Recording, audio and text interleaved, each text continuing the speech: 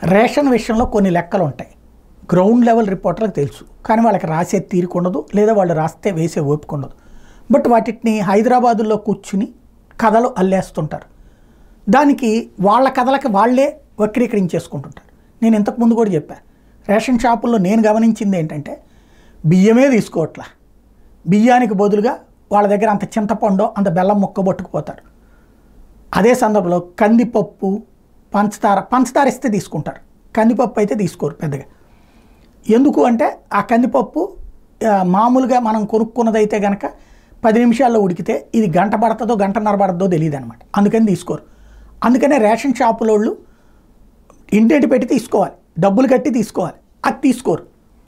ప్రభుత్వం ఒత్తిడి చేసి ఇప్పించాలి అన్నటువంటిది, అంటే జగన్ రేషన్ అయ్యని కట్ చేసేసి వేధించాడు అంటూ వార్తలు రాసినటువంటి జ్యోతి ఇప్పుడు కూడా రేషన్ కట్ అవుతుందని రాస్తూ, కాకపోతే అది అధికారులు తప్పు తప్పించి ప్రభుత్వం తప్పు లేదని రాసుకొచ్చే ప్రయత్నం చేసింది. ఏంటంటే రాయితీ ధరల మీద 67 రూపాయలకే కందిపప్పు, కిలో కందిపప్పు, 17 రూపాయలకి అరకిలో పంచదార చొప్పున పంపిణీ చేయాలని పౌర సరఫరాల శాఖని ఆదేశించింది ప్రభుత్వం.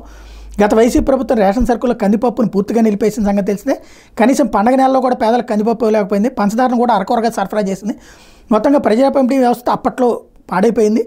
అదే ఇప్పుడు ఆగస్టు నుంచి అక్టోబర్ వరకు 3 నెలలకు సరిపోయేలా మొత్తం 22,500 మెట్రిక్ టన్నులు కందిపప్పు, 17,535 మెట్రిక్ టన్నుల పంచదార సేకరణ కోసం సివిల్ సప్లైస్ కార్పొరేషన్ ఈ ప్రొక్యూర్మెంట్ ద్వారా నెల రోజుల క్రితమే టెండర్లు ఆహ్వానించింది.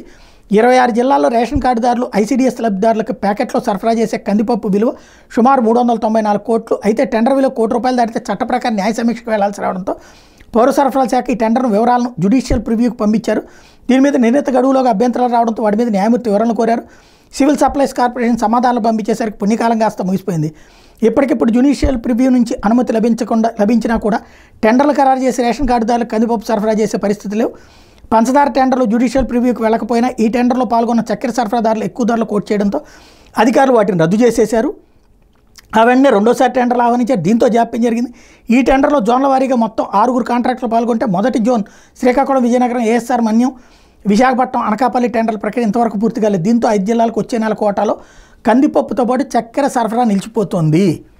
ఇది అంతా అధికారులు తప్పు తప్పించి వాళ్ళదేం కాదు అన్నటువంటి కోణాన్ని ప్రొజెక్ట్ చేసుకొచ్చింది.